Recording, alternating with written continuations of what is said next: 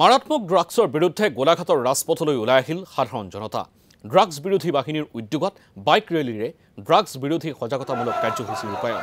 গোলাঘাটৰ মাজগাঁৱৰ পৰা এক বিশাল বাইক ৰেলী বাহিৰ কৰি ড্ৰাগছ বিৰোধী শ্লোগানেৰে উত্তাল কৰি তোলে গোলাঘাট। ড্ৰাগছৰ অবাধ প্ৰচলন বন্ধ কৰাৰ দাবীত গোলাঘাট জিলা আয়ুক্তক প্ৰদান কৰে স্মাৰকপত্ৰ।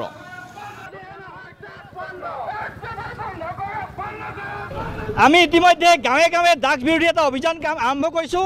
গাঁৱত সজাগতা সৃষ্টি কৰিব বিচাৰিছোঁ। গাঁওবিলাক শেষ হৈ গৈছে ড্ৰাগছৰ কবলত পৰি।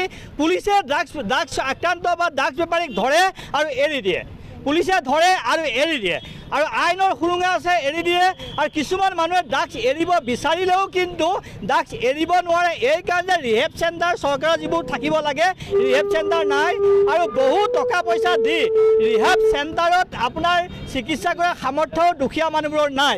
আৰু ড্ৰাগছ বেপাৰীবিলাকক আইডেণ্টিফাই কৰিছোঁ আৰু আমি আজি গাঁৱৰ পৰা নাহৰণি মাজগাঁৱত আৰম্ভ হোৱা এই সংগ্ৰামখনক হাতীয়েখোৱা, বাতিপৰীয়া, বৰকাঠনি, পদুমণি, কঠীয়াতলি হৈ আমি প্ৰতিনিধিমূলকভাৱে গোলাঘাট পূৰ্বাঞ্চলিক কলেজকে আদি কৰি সকলোৱে আমি নগৰলৈ আহিছোঁ।